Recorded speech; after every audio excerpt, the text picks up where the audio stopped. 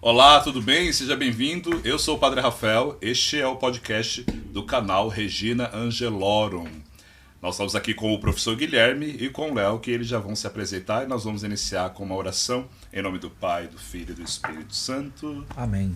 Pedir auxílio do Santo Espírito para que nos capacite e nos dê o discernimento para que em tudo que possamos fazer, em tudo louvemos ao Senhor. Vinde, Espírito Santo, enchei os corações dos vossos fiéis e acendei neles o fogo do vosso amor.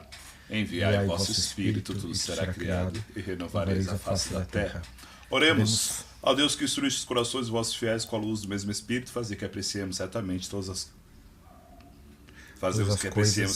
as coisas segundo o mesmo Espírito e gozemos sempre da sua consolação. Por Cristo nosso Senhor. Amém. Em nome do Pai, do Filho e do Espírito Santo. Amém. Amém. Titubeei porque eu sustentei essa oração sozinho e vocês são um fardo para carregar. Você sabe que nossos encontros a gente gosta de conversar sobre o que a gente pode chamar do mundo pop. E aqui nós estamos com nós vamos conversar sobre o filme Constantine. Mas antes de falar do filme, como nós estamos com o Léo aqui pela primeira vez, Léo, se apresente. Eu sou o Léo, eu sou leigo... É Léo de Leandro ou Léo de Leonardo? Leonardo. Leonardo Augusto. Você nunca teve um amigo Leandro que se chama de Léo? Não, irmão, Não, segue. seria Léa, né? Vamos. A Leandra, então não dá pra ser Léo. Vamos continuar? Vamos continuar? Vamos. E eu sou leigo vocacionado da Fraternidade São João Paulo II. E daí que eu conheci. A mesma comunidade que ele é vocacionado também, como futuro Seria sacerdote. o primeiro padre adscrito da sociedade. Né? Eu sei Sacerdotal dirigir ao São João Padre Paulo Ailton II. como meu pai fundador. Meu pai fundador, é isso aí. Nosso pai. E é isso. RG... Eu nada? evito, né? Tá Eu evito ok, algumas. tá bom. Olha, o filme Constantino, eu fui assistir ele hoje. Inteiro? Não? O final ainda não lembro muito bem, porque eu não assisti o final. Mas assim, poucos minutos, que daí o horário da missa eu tava vendo assim. Entendi. Não dá pra assistir em 2 vezes, né? Não, eu nem tentei essa possibilidade. Eu baixei o filme, depois que eu baixei o filme, eu vi que tava no HBO Max, aí eu falei, pra que baixei? Mas enfim, é um filme que envelheceu bem, de 2005, e os efeitos, assim, tranquilo, pelo menos naqueles locais quando ele se encontra lá no inferno. Mas o Constantino, ele é um filme baseado em quadrinhos da DC, do Alan Moore, eu não estou vendo aqui bem o ano dele, de quando os quadrinhos foram produzidos, então eu não conheço os quadrinhos, já ouvi falar do Constantino, o nome, sempre, mas é um filme de ação, aventura, bacana, e assim, a gente sempre tenta pegar filmes com a temática que trabalha o mundo espiritual, só que o Constantino, ele faz uma miscelânea, assim, ele mistura tantas coisas. A personagem lá, Isabel, acho que Isabel é a que morre, é a irmã gêmea dela, a que tá viva eu não lembro agora. Ela se diz católica, mas é uma coisa tão confusa assim. Tem muitas imagens de igrejas, se dimensiona sacramentos, mas é muito um pop, muito moderno. Esse Constantino, que é ele trabalha o que? Ele trabalha expulsando os demônios, fazer com que eles voltem para o inferno, mas ele tá com câncer, né? O câncer não, é alguma coisa de cigarro, é câncer, né? Pulmão. E enfim. E aí, Guilherme, você assistiu quando? Eu assisti na primeira vez que a gente combinou de gravar sobre ele. Então não tem mais que 3 semanas. Tem, por aí, umas 3 semanas. Mais 3 semanas. E eu já tinha assistido quando foi lançado, mas isso tem 16 anos. Você falou que não tinha. Então você já Não, tinha mas assistido. quando eu comecei a ver, eu lembrei que eu já tinha visto, mas não lembrava dos detalhes. E eu acho que vale a pena, é um filme que vale a pena ser visto, de diversão garantida, até pelo Keanu Reeves, vale a pena ver. Não, e você vê, daqui a pouco vai sair a Matrix 4, você assiste um filme dele antigo lá com o Johnny Depp, e é o mesmo cara. É o mesmo gente. cara, Nossa, é o mesmo meu cara. Deus, que horrível. É o mesmo cara. Léo, quando você assistiu esse filme? Nossa, eu acho que quando lançou também. Quando lançou, eu assisti. Não, mas ele assiste todo mês. Não, é o porque... Léo adora esse filme. Não, cara. eu já assisti umas 4, acho 5 talvez. Mas deixa eu entender, por que...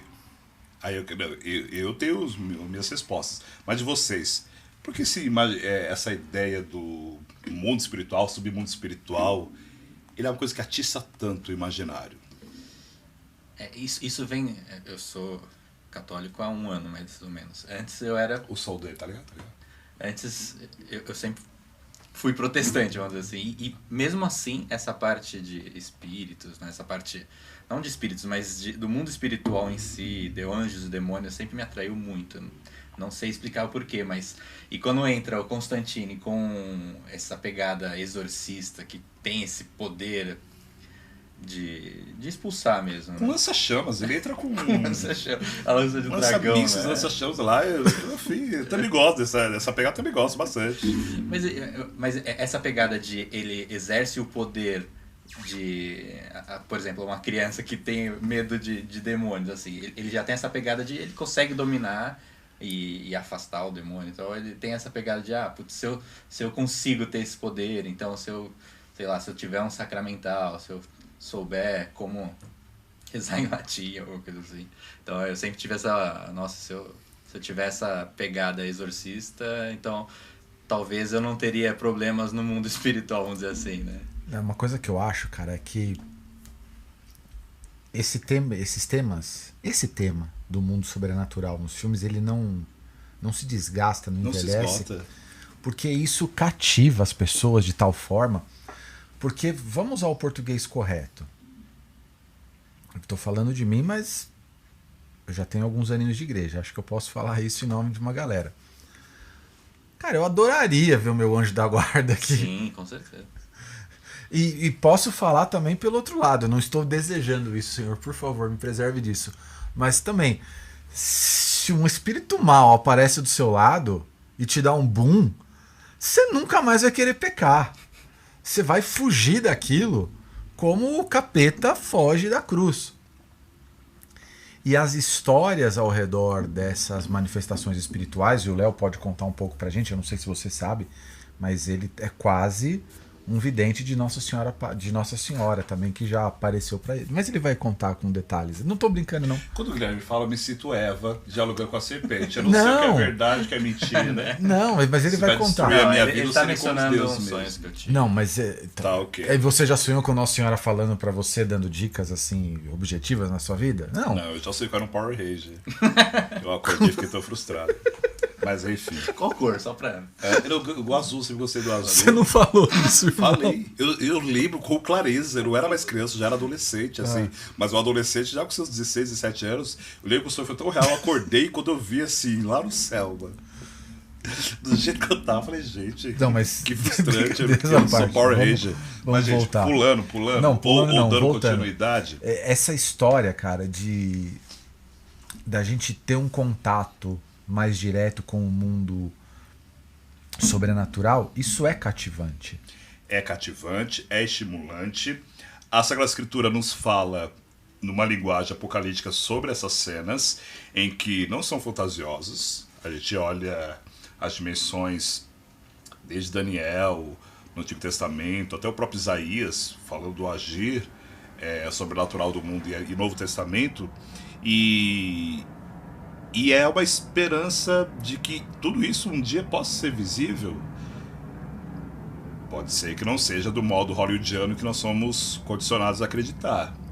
Mas, de fato, você conseguir enxergar e transcender o olhar do que o que a gente só vê na matéria, né? Imagina um olhar glorificado. Irmão, esses dias eu tava dando aula lá na faculdade de filosofia e a gente entrou no tema que é o homem enquanto ser capaz de se relacionar com o transcendental, com o metafísico, com o da religiosidade. E eu passei para eles trechos de um documentário chamado Wild Wild Country, que conta a história do Osho, aquele guru indiano. Do abraço? Não, o abraço é outro, né? Do abraço eu não sei do que você exatamente. Não, uma mulher daí de que os pessoal vão abraçar ela. Não. Mas o Osho já ouviu falar assim, pouca coisa. E mostrei também trechos do documentário sobre o João de Deus, que também saiu recentemente no Netflix. E por que eu estou falando isso? Quando você assiste em paralelo os dois documentários, você começa a perceber que o fenômeno religioso em si, ele tem... como é que eu vou dizer? ele tem características muito semelhantes, cara. E você pode incluir aí o universo católico mais sobrenatural também. E por que eu estou dizendo isso? O ser humano é atraído para esses tipos de manifestação espiritual. Ele é atraído, ele se entrega. E dentro da antropologia, a gente pode afirmar isso. Do mesmo jeito que o homem é um ser que se comunica, o homem é um ser que ama, que tem vontade, o homem é um ser espiritual.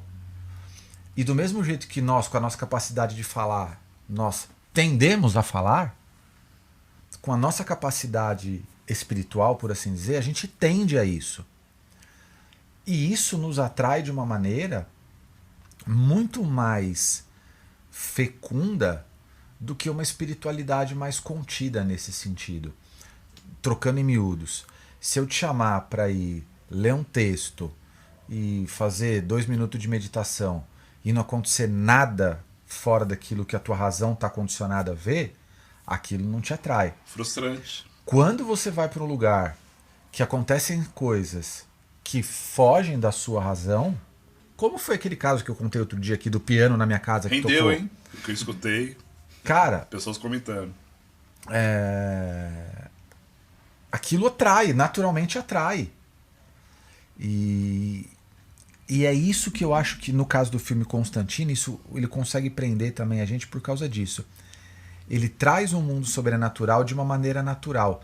É o cara que luta contra o mal, mas ele é fumante, ele tem as falhas, ele tem os erros, e ao mesmo tempo ele está dentro de um cenário de combate que alguns de nós, em algumas fases da nossa vida, a gente se percebe, cara. Eu consigo me lembrar de épocas que a gente convivia cotidianamente, onde nós vivíamos dilemas e embates, onde a gente sentia mesmo, quase que a vozinha do bem aqui, a vozinha do mal aqui. Perdoa, ama, joga lá de cima, ninguém vai sentir falta. Guilherme, que tem uma cena do seminário que uma vez você contou, que eu falei, gente, mas que canalice ir por essa linha. Mas depois eu falei, realmente. Eu lembro que você tinha falado que antes de entrar no seminário você trabalhava, dava aula, dormia pouco, acordava muito cedo, dormia tarde. Nesse ritmo. Depois no seminário, você dormindo, por exemplo, 10 da noite e acordando 7 da manhã, você chegava na aula e dava aquele sono arrebatador. E você jogou pro espírito, falando assim, nossa, combate é grande. Eu falei, gente, eu com 18 anos, né, eu falei, a pessoa é preguiçosa, agora compra de espírito. O combate é espiritual. Eu não tinha maturidade, eu não tinha a dimensão de olhar dessa maneira. Mas é uma situação tão cotidiana em que a gente vislumbrava uma intervenção de sobrenaturalidade. A literatura católica traz isso, do demônio do meio-dia lá, que tenta as almas através do sono. Isso tá documentado, cara. Eu tô falando isso porque quanto mais nós nos abrimos para essa realidade espiritual, isso aqui eu acho importante. Eu posso não ver. E eu, de fato, a única coisa sobrenatural assim, que eu vi na minha vida, você ouviu, que eu ouvi, foi o piano tocando. Fora isso, eu nunca vi cortina balançando, eu nunca vi copo mexendo, nunca vi. Não, fui eu que mexi, irmão. Não. Tá, fui eu que mexi. Você já, Léo, antes de dar continuidade, já teve alguma experiência assim? Não, só em sonho. Sonho, né? Sonho muito. Que também tem sua sobrenaturalidade. Mas a gente chega lá. Eu tô pensando aqui. Eu já tive uma experiência, mas eu não diria que ela tem a sua particularidade sobrenatural. Você pode partilhar? Não, vou partilhar. Mas, imagina se eu instigar isso e não contar, vamos seguir. É angustiante, né? Não, uma vez. Envolve o Ralph? Envolve cachorro, mas não é nada do Ralph, não. O Ralph nem existia. O Ralph é um cachorro, tá, gente? Pra quem tá pegando a É o filho dele, no caso. Literalmente. Nossa, eu tinha 3 ou 4 anos de sacerdócio. Mas de sonho tem uma questão também. Depois eu levo aí. E uma vez foi um dia muito cansativo. E eu tinha atendido uma pessoa lá em São João de Brito, rezado por ela. E a São João de Brito, quando eu morava lá, ela tem um estacionamento muito grande. Enorme. Muito grande. Uma festa maravilhosa lá, né? Sim. Então o barulho da rua para entrar na casa paroquial esse barulho tem que ser muito intenso, tem que ser muito grande. E é Brooklyn, uma região não periférica, ou seja, à noite geralmente é silêncio, não tem barulho. Só que começou um barulho de latido. Um barulho de latido. E eu tinha, no meu banheiro, ele dava de frente para a praça, de frente para o estacionamento. Ele tinha uma visão bem grande, assim, bem aberta em todo o estacionamento. Eu lembro que como era depois da meia-noite, por volta de 1 da manhã, eu olhei aquele, fui olhar, quando eu olhava não tinha nenhum latido, não tinha nenhum cachorro. E eu fui deitar. Aí quando eu deitei, eu tava com uma preguiça para rezar as completas. Eu ia rezar as completas, mas com uma preguiça, que seria aquela oração assim, já deitado rezando para falar a última palavra e dormir. E eu tinha... Os cachorros latindo aqui. E eu precisava rezar. Quando eu Não, e deitei, começou... Desculpa, ó. Sério, você viu?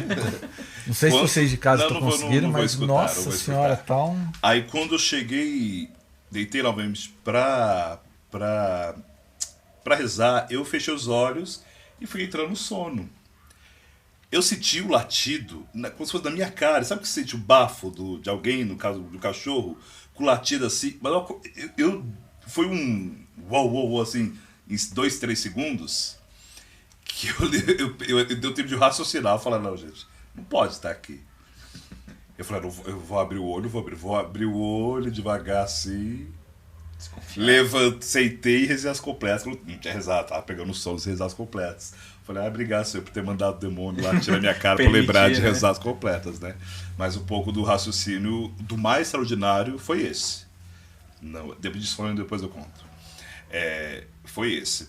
Mas o Guilherme, Léo, quando você fala que você vem de uma experiência protestante, sabe dizer se é pentecostal, não é pentecostal? É presbiteriano. Presbiteriana. Sim. Também tem variações. Presbiteriano do Brasil. O Guilherme foi coordenador diocesano da Renovação Carismática Católica. Sou muito fã da renovação, gosto muito da riqueza dela. Nossa, graças a Deus ela existe. Porém, na minha adolescência, quando eu conheci a renovação, aliás, coitada, ela sofre por tabela. Porque eu conheci pessoas que diziam que era renovação, mas não tinha nenhuma formação da renovação.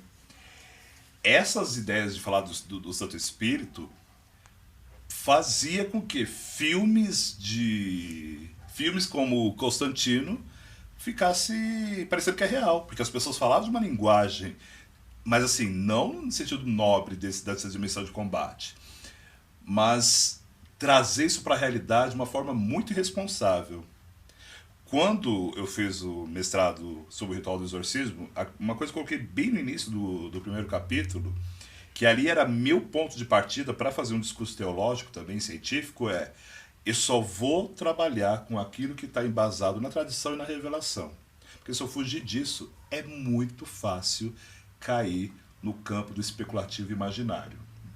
E as pessoas tendem muito a fazer especular sobre a sua própria vida, o que não amadurece e muitas vezes infantiliza ela, porque eu vou terceirizar responsabilidades ao mundo espiritual.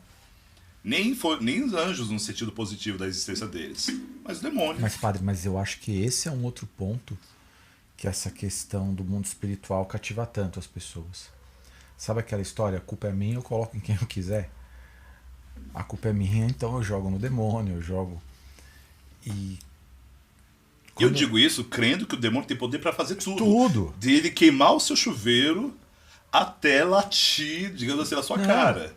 Todas essas possibilidades. Mas para eu trabalhar com essas possibilidades, eu preciso anular o ordinário, no sentido, o óbvio, aquilo que aconteceria normalmente. E muitas vezes, no desejo de não trabalhar a realidade, que é muito exigente, eu sobrenaturalizo de uma forma... Aliás, não vou usar a palavra sobrenaturalizar, porque sobrenaturalizar eu vou trazer sempre um sentido místico-teológico real. Eu trago no mundo fictício. Começo a trazer a ideia fictícia, especulando no imaginário. Você teve essa experiência? Não, meu sonho foi bem no começo da minha conversão. E como eu venho dessa raiz protestante... Você rezava, irmão?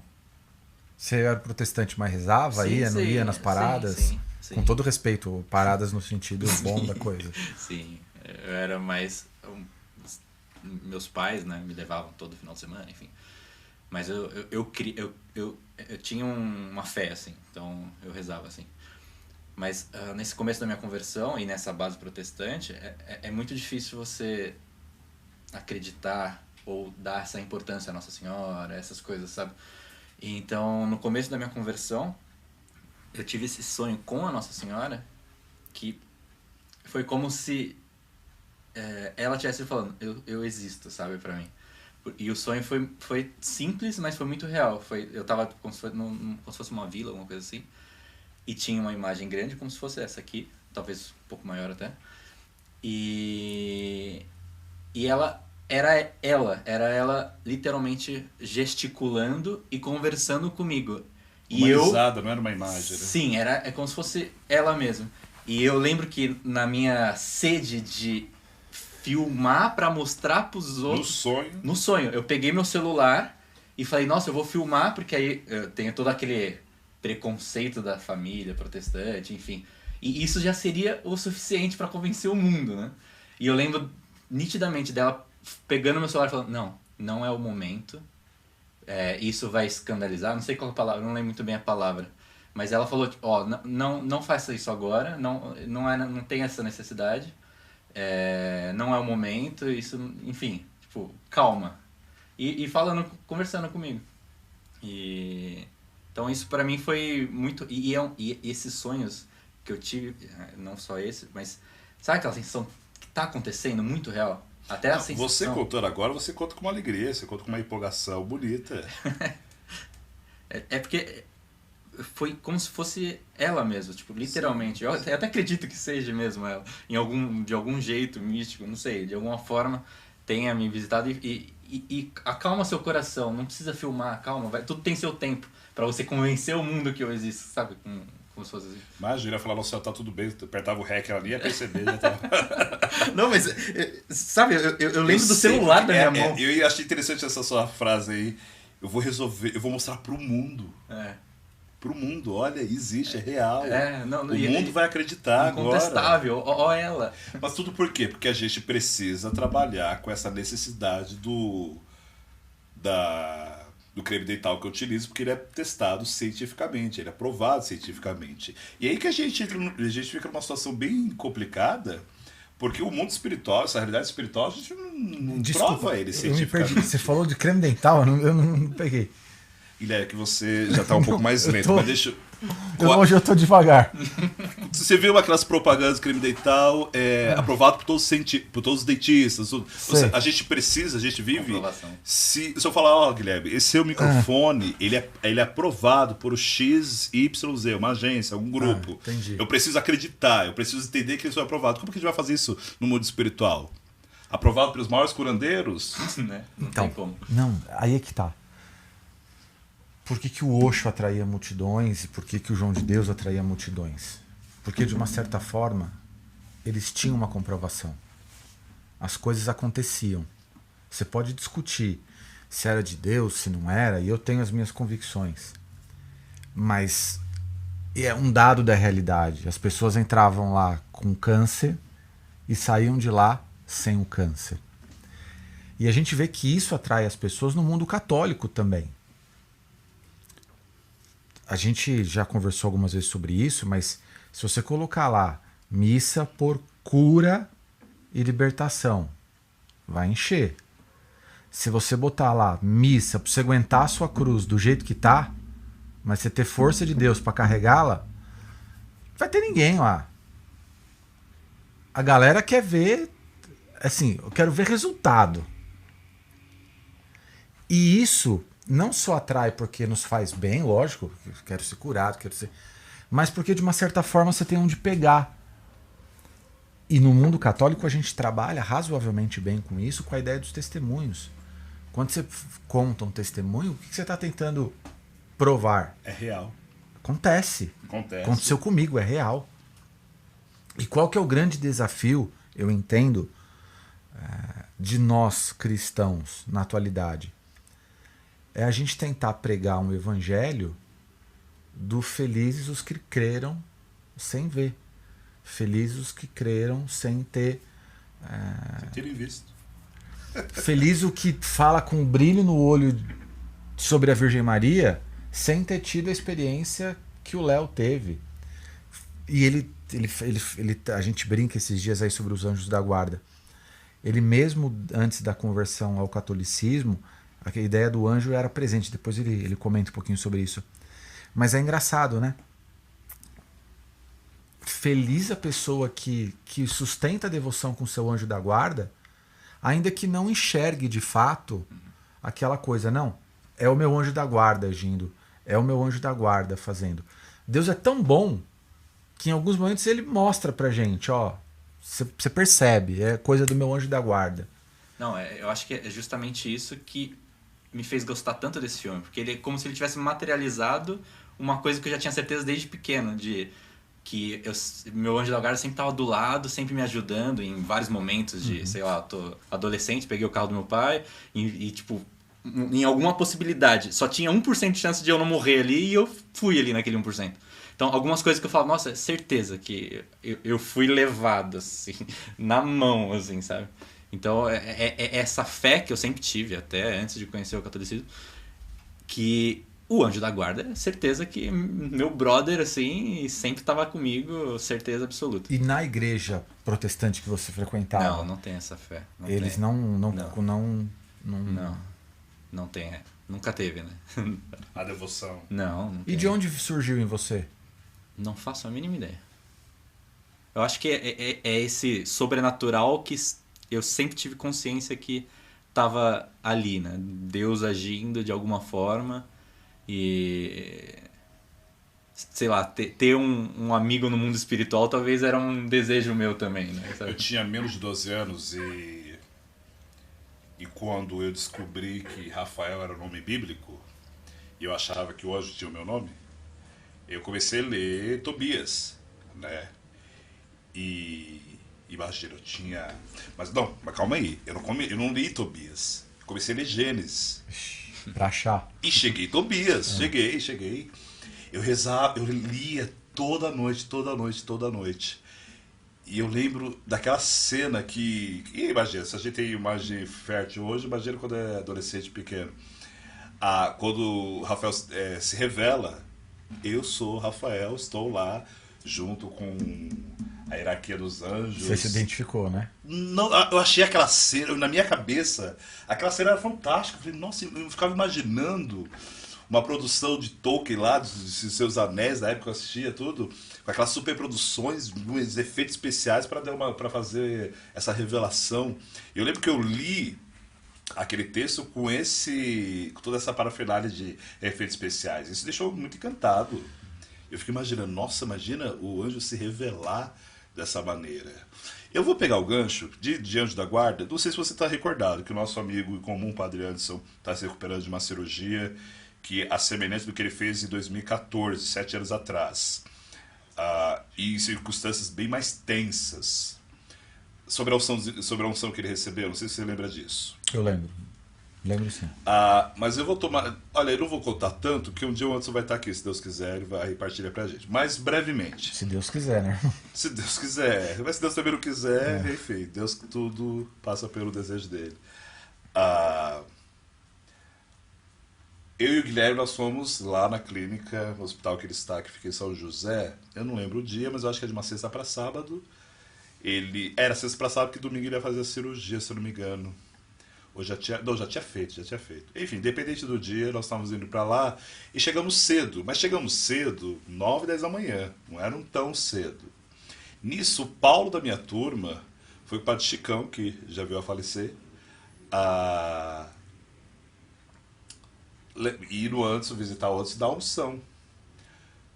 O Paulo passou lá antes de mim. Aí quando eu fui dar a unção, o Anderson estava assim, pingando tanto óleo da unção dos enfermos. E o Paulo da minha turma, eu já falei, gente, mas com o Paulo é sem unção.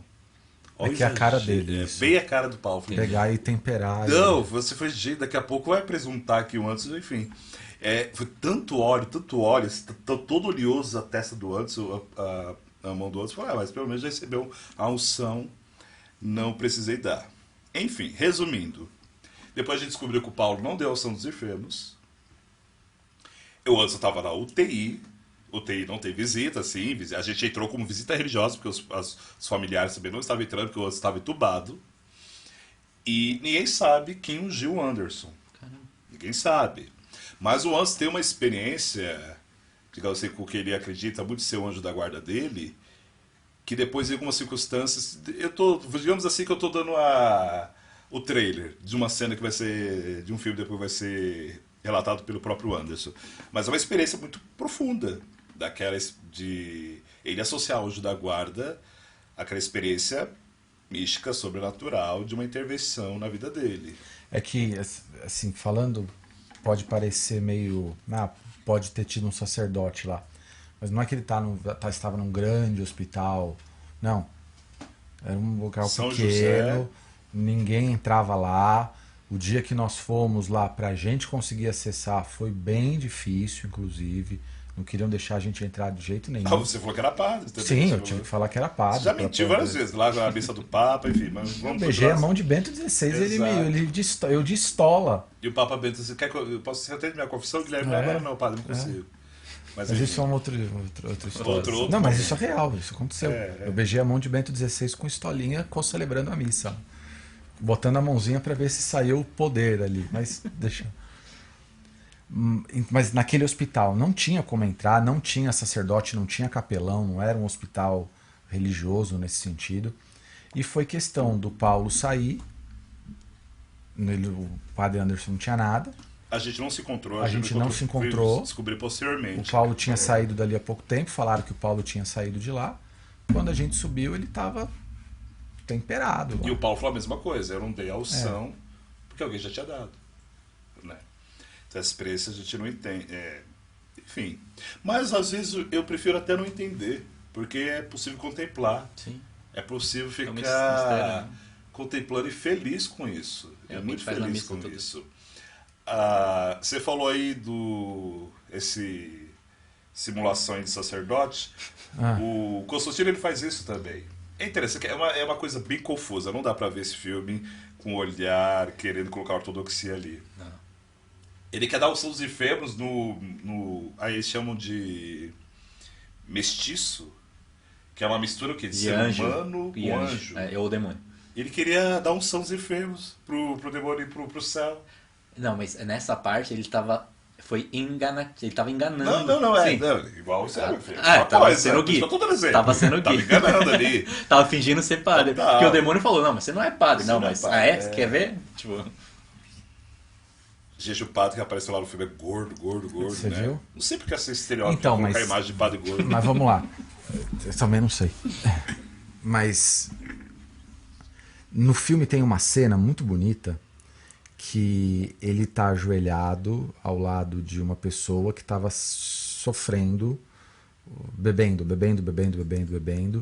e você tem o mal agindo ali, o anjo do mal agindo. E aí num determinado momento ele se ajoelha ao lado dessa pessoa e aí as asas se abrem, quase que num sinal de proteção. A cena plasticamente é muito bonita e longe de ser lógico, um texto bíblico ao pé da letra, mas retrata uma realidade que é muito presente na nossa vida. Existe um combate, isso eu acho importante as pessoas entenderem isso. Existe um combate pela minha alma. Existe um combate pela sua alma. Existe um combate pela alma do Léo. O filme ele retrata como se fosse uma aposta, né? Como se Deus tivesse feito uma aposta com o diabo. E pra ver quem ganha a alma, né? É claro que isso é totalmente fictício, mas no sentido de eu vou conseguir conquistar sua alma, tem todo sentido, né? E assim, se a gente pega mesmo na Sagrada Escritura, quando você tem a imagem lá de Jó, ele só tá aí com você porque você é bom com ele. Deixa eu deixa eu ir lá. Beleza, vai, mas não toca na vida dele. Aquela cena da disputa mesmo pela fidelidade de Jó, nós às vezes precisamos perceber que nós somos a nossa alma é o prêmio a ser disputado. E eu sei que falando assim pode não parecer lá teologicamente muito... Nossa, você está se colocando como um presente, um prêmio. Mas em parte isso é verdade. Porque se a minha alma se perder, se eu me perder, aquilo para o mal é uma vitória. Está atingindo diretamente, né? É a única maneira que ele tem de atingir Deus. E lógico, se eu for para o céu, o grande beneficiado sou eu. Mas isso, de uma certa forma, alegra o coração de Deus também. Um pai quer o seu filho próximo. E é aí que eu acho que às vezes a gente erra muito. Por quê? Porque a gente joga com a nossa alma sem se dar conta que o que está em jogo é algo muito grande. Sabe aquela história? Não, é só um pecadinho, não, é só uma coisinha, não, é só isso aqui, não, depois eu paro, não, depois eu isso, depois eu aquilo. Cara, mas nessa de depois isso, depois aquilo, é só isso, é só aquilo, tem a minha existência na eternidade. É como se o demônio estivesse marcando mais um ponto, né? Pra mim. Tipo, eu tô E de conquistando. certa forma zombando e rindo e... É porque a gente fica pautado nessa cena megalomaníaca do demônio agir. Ele vence no cotidiano, Nas pequenas coisas. nas pequenas circunstâncias. Se não for fiar no pouco, ele vai ser fiar no muito. E a gente quer ser fiar no muito desconsiderando o pouco. E esse pouco são o que a gente utiliza na linguagem lá como brechas, como os locais que nós damos as lacunas, em que se a gente não permitir a ação do Espírito preencher, o maligno vai preencher. É interessante, é muito bonito que a gente, na fé, a gente pede a intercessão dos santos, que roguem por nós. A gente não vai falar, nosso Senhor Jesus Cristo rogue por nós, porque Ele é o próprio Salvador. A gente pede que os santos peçam a Deus por nós. Mas Jesus vai falar para Pedro, ó, Satanás quis peneirar o seu coração, e eu estou rogando por ti. E isso se desenvolve na tradição como o Cristo... É um dos títulos também do Papa como vigário de Cristo, é que eu sou o pároco, né, o administrador, estou te protegendo, estou cuidando de ti. Porque Satanás está querendo te peneirar. É interessante a imagem de uma peneira, que coisas grandes não passam, mas aqueles grãos, aquelas coisas bem pequenininhas, vai passando, e é ali que ele vai peneirando. É ali que ele consegue realizar as grandes conquistas. E se a gente considera isso, a gente percebe que nós somos e ficamos totalmente vulneráveis. Acho que todo mundo passa por essa fase. Essa imagem é boa, hein, cara? Sim, sim. Da sim. peneira. O grande a gente luta. O pecado grande a gente luta, mas a gente vai deixando passar os... Grãozinho. Porque a gente é acostumado a ver o demônio girando a cabeça, vomitando verde e falando... Mas não precisa disso. Eu não sou acostumado a ver isso, não. Não precisa disso. Hollywoodianamente falando. Voltando pro filme, eu vi agora um pernilongo voando aqui. Só... Aí até a ansiedade, né? Aí tem a mosca. A pelo menos eles trabalham manifestação no por demônio. insetos. Essa é a minha dúvida que eu Mamon. queria trazer aqui. Essa manifestação, que eu tive um caso recente. Desculpa, perdão. Manifestação de... A gente tá falando de bicho agora, mosquito, Sim, é isso? o demônio controlando os porque- insetos, que é uma cena muito caricata do filme. Agora onde eu o não lembro demônio... se é Belfegor... Tem os nomes do demônio. Belfegor ou Balfegor, que ele é o deus das moscas. Beelzebu é o deus das também. moscas, né? É a imagem da putrefação, daquelas moscas ao redor.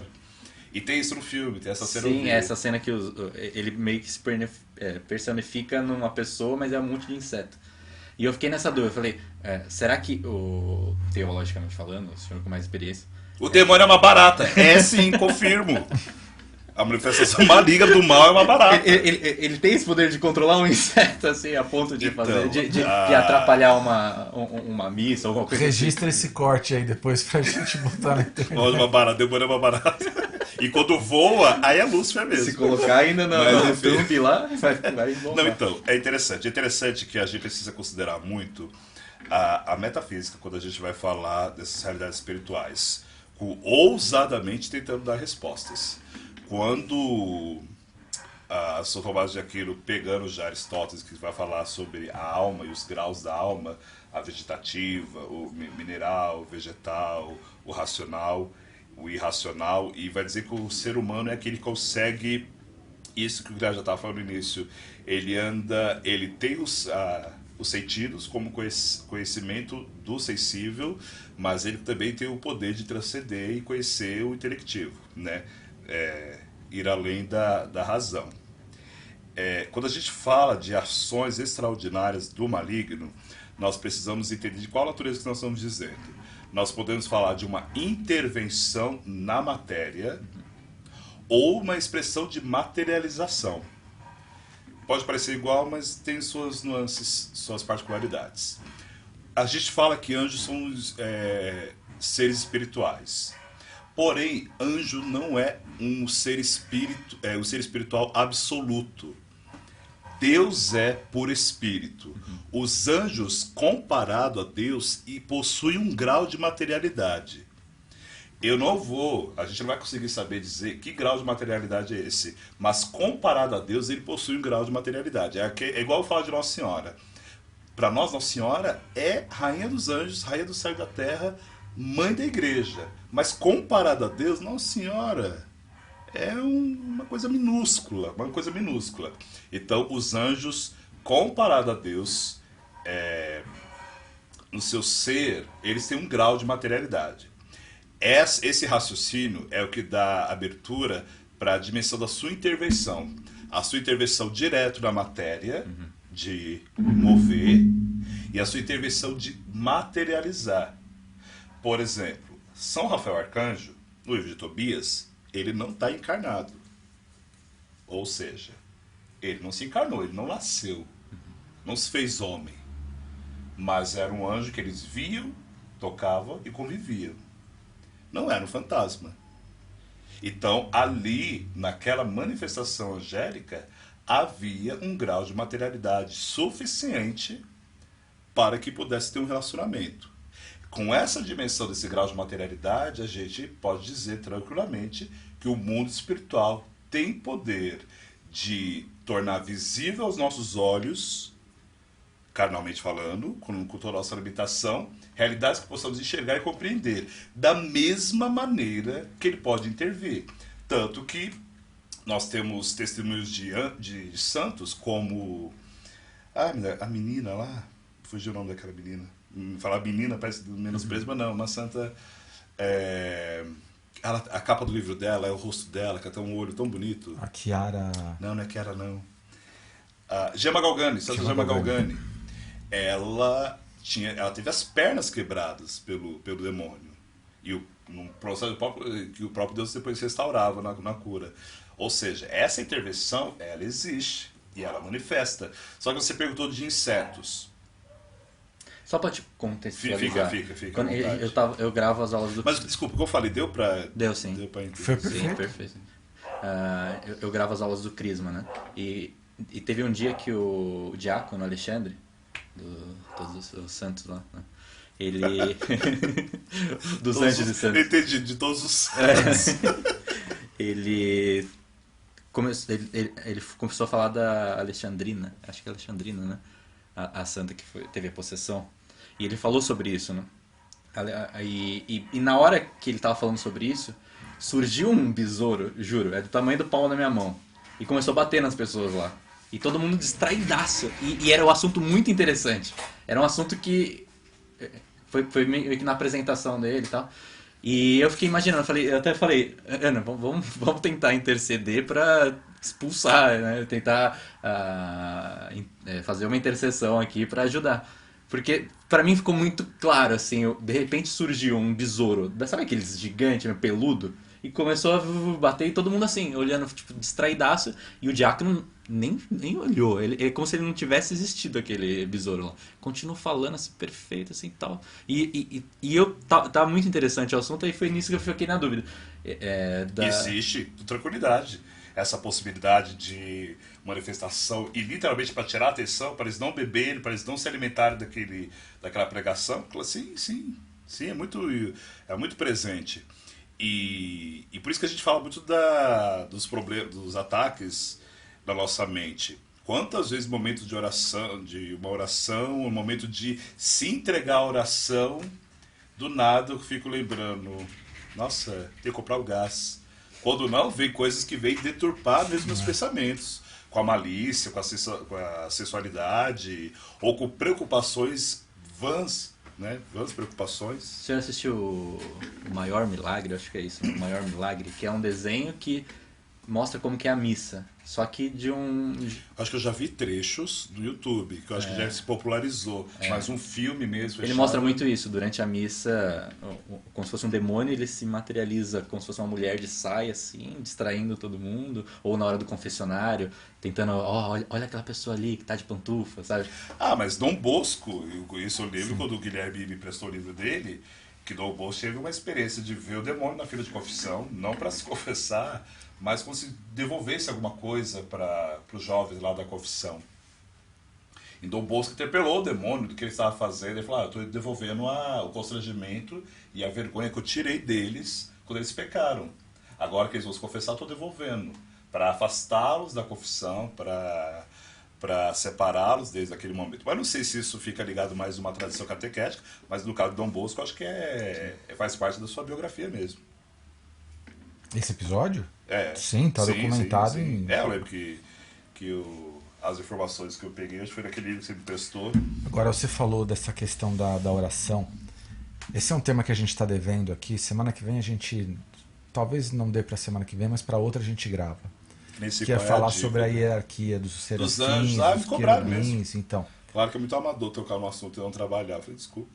Então pede desculpa para sua mãe, que é ela que comenta as coisas aqui. Um beijo, tia. Tô com saudade do seu frango com batata. Mas o que acontece? Eu não vou lembrar os detalhes agora aqui, mas os querubins são retratados na Sagrada Escritura com 6 asas, não é? E assim, a forma como ele é colocado é uma catequese também. 2 asas cobrindo o rosto, com a cabeça para baixo, assim, no sinal de que eles não olham diretamente, nem eles contemplam diretamente a maravilha de Deus. É mais ou menos assim, eles contemplam a maravilha de Deus através da humanidade, olhando e protegendo o homem. Eu estou falando isso porque eu estou lembrando da cena de novo do Constantine, quando aquelas asas se abrem. E a nossa associação das asas, nessa imagem também dos querubins, outras 2 estão apontando para baixo, com os pés, para os pés, mas as outras 2 estão soltas. E a gente associa a ideia da asa ao voar, sim, por assim dizer. E é mais do que isso. O anjo é esse ser que a melhor palavra, eu acho, é alado, no sentido assim, de que ele está ao nosso lado imediatamente mesmo. A intervenção do anjo, ela se dá no instante, não tem aquela coisa, eu tô num acidente, tô andando de carro, bati o carro, vou pedir a intercessão do anjo, então o anjo vai vir lá no hospital depois para ver o que dá para fazer. Não, é alado, é ali, é no imediato, é ao meu lado. Pá. E a gente não usa essa graça que Deus nos deu na oração. Eu vejo poucas pessoas recorrendo ao anjo da guarda no sentido de me faz rezar, me ensina a rezar. E se fala de um propósito desse podcast que a gente pode tocar em toda a gravação, é insistir nesse assunto.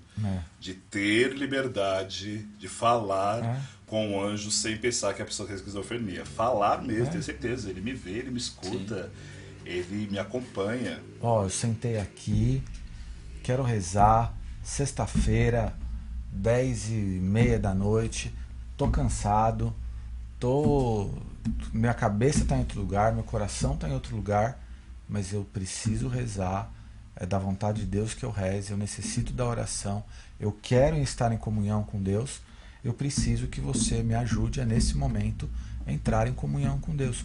Preciso que você conduza os pensamentos, preciso que você me dê a graça da atenção, que tire o meu sono, que me ajude a me concentrar.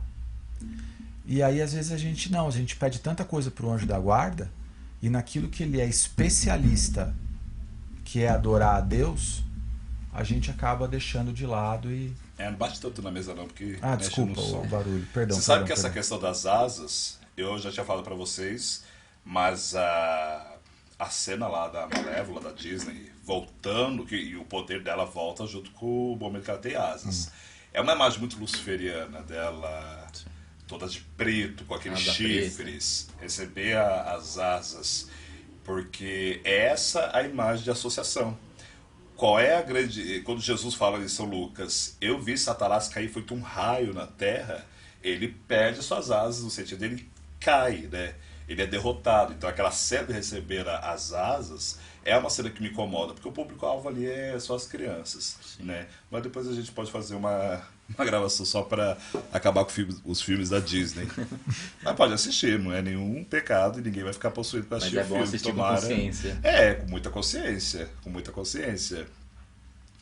Mas aquela cena me incomoda, já tinha falado pra vocês, mas é uma realidade que me incomoda porque ela é vislumbrante, ela é muito atraente no sentido de física, o seu olhar assim, você fica bem encantado com aquela cena. A Angelina Jolie também.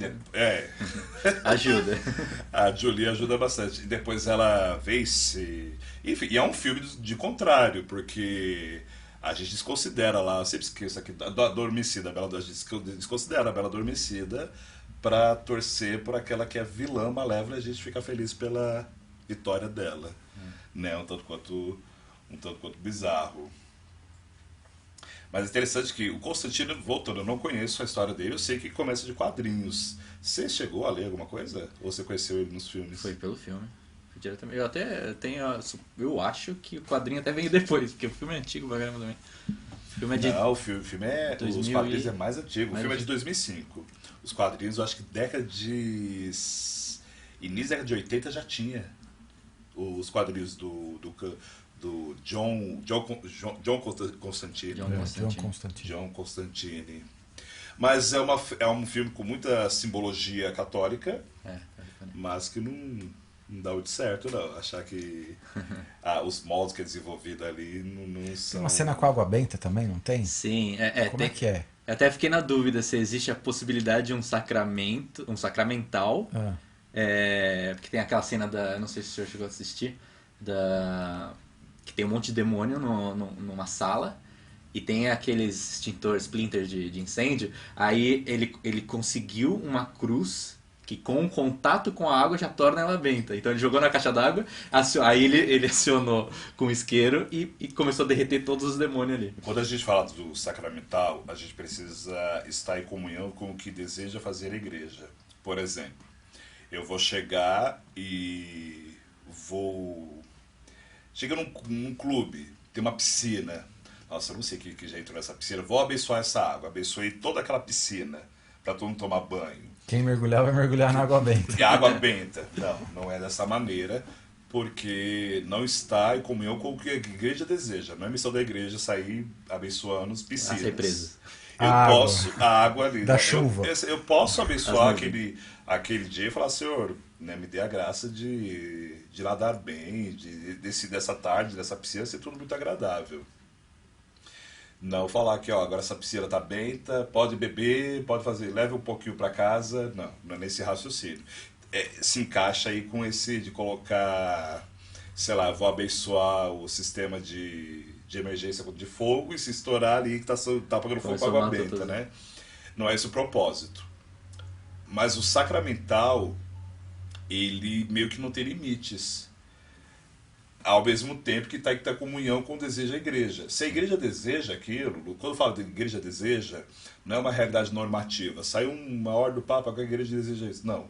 Está em comunhão com o propósito sacramental. O sacramental é, pela experiência de fé do fiel, levar ao Cristo, levar a Deus. Porque se você fala, padre, vai lá abençoar a minha casa, você não tem fé nenhuma. Só pediu, achei bonitinho alguém entrar lá jogando água. Não tem valia como resposta da tua experiência de fé. Tem a minha, eu acredito, mesmo que esse homem aqui de coração endurecido, eu quero abençoar essa casa.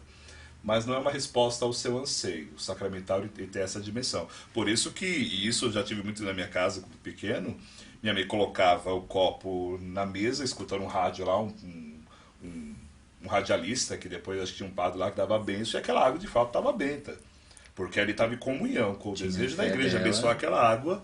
E eu, depois passava o copo para todo mundo, cada um tinha que tomar um Rádio golinho. América, não é? O Padre Marcelo. Não era Padre Marcelo ainda não, mas era... Não era Rádio América, Rádio América é do Canção Nova, né? Não. Eu não sei, hoje é, né? Hoje é. Hoje, hoje mais de 10 anos Não, atrás. há muitos anos atrás era... Né? Tinha aquele programa, que saudade de você. Era tão depressivo que era só tristeza. Nunca vi esse programa? Não é da minha época. Não é da minha época, irmão. Acho que ele corria, que cantava uma história triste. E a gente gostava de ficar ouvindo, mas era tão depressivo. Então, o sacramental tem esse propósito, estar em comunhão de realizar aquilo que deseja a igreja. Senão, e isso também tem que ser uma segurança, porque senão, como ele é muito livre, eu poderia inventar várias coisas aí para falar que são sacramentais. Choveu em São Paulo, se abençoa a nuvem, pronto. Uma curiosidade do filme também, tem uma cena que ele... no comecinho, que ele vai expulsar aquele primeiro demônio, Sim. ele usa as medalhinhas e descobre uma medalha específica que é efetivo com aquele demônio. Não, ali é total... Não existe um sacramental específico. Não, então pra prender o demônio no espelho. Isso aí também é muito fictício. Né? Eu também olho, que às vezes eu acordo assim, eu vejo o espelho e falo, gente, isso é um demônio, isso eu não. Meu Deus, careca, gordo, essa barriga não é, né? É Satanás. Manifestou, não sou eu não. Não tá nem sozinho, é legião. É legião, imagina. Sai 2 e 2 pra não dar tumulto assim, na hora de sair. Mas é ali. Mas essas coisas eu confesso que me encanta. Sim. Me encanta no mas eu tenho clareza que é uma ficção. Sim. Eu tenho clareza que é isso. Na minha família de Nordeste, Pernambuco, não teve tanto isso. Mas conhecendo um pouco da minha família, depois eu tive tantas informações. Quando eu falo não teve tanto isso, eu de São Paulo, geração de São Paulo.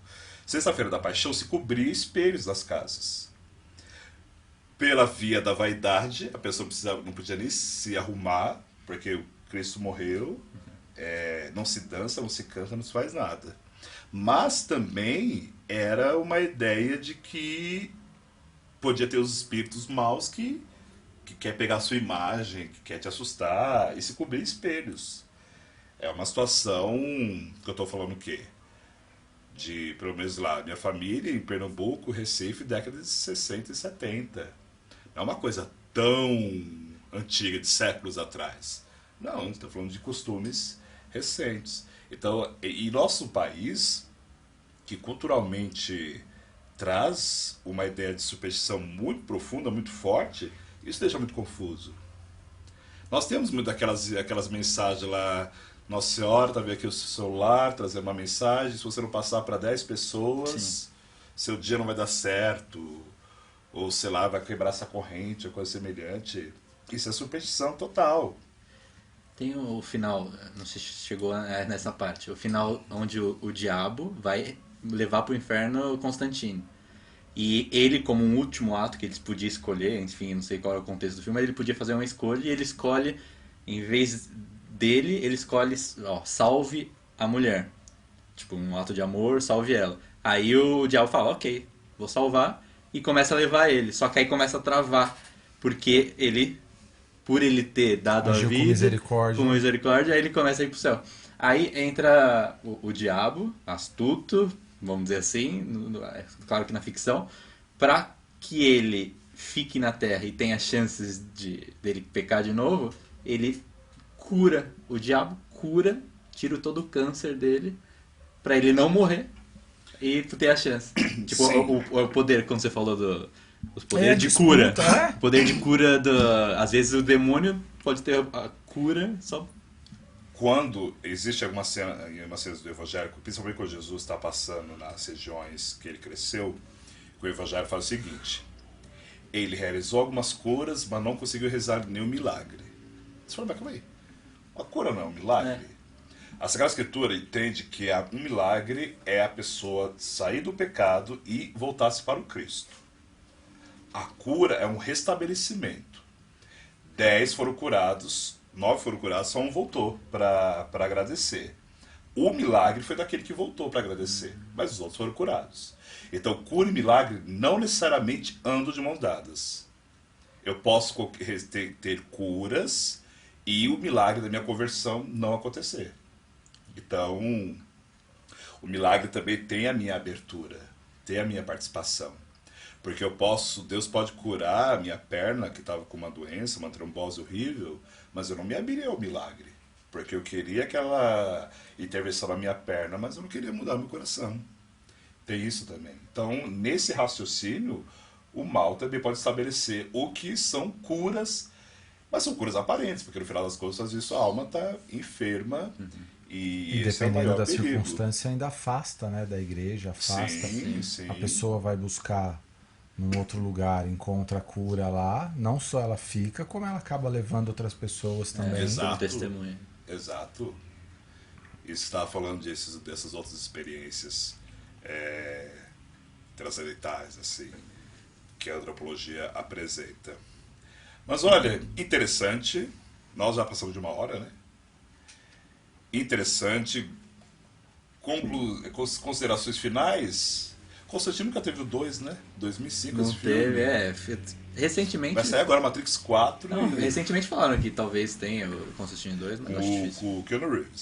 E ele tinha aceito, já, mesmo muito mais velho, ele tinha aceito fazer o 2. Mas mais velho, esse homem... Ele tá igual, né? Não. E com a tecnologia hoje, ele faz o filme aí como se fosse... Eu cresci assistindo os atores de Malhação com uns 25, 30 anos e fazendo um papel de menino de 17, 18 anos. Então, pra mim, tá tranquilo. Me engana com facilidade. Eu até me abro a ser enganado. Assim. Tô aberto a esses enganos. Né? Irmão, prazer. Eu tô batendo na mesa de novo. Na próxima, acho que a gente tem mais convidados aqui.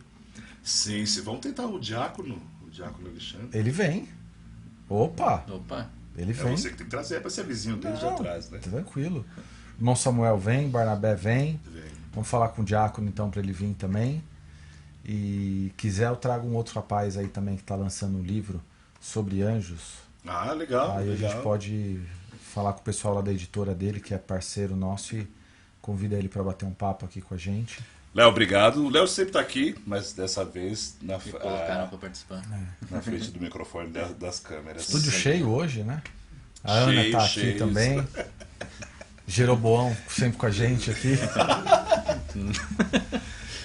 Obrigado por vocês terem nos acompanhado. Espero que tenha gostado. E compartilhem, curtam. Isso ajuda a propagar maior número de pessoas que possam ser atingidas com essa nossa partilha. O Senhor esteja convosco. Ele está no meio de nós. Pela intenção da bem-aventurada Virgem Maria, abençoe-vos Deus Todo-Poderoso, Pai, Filho e Espírito Santo. Amém. Amém.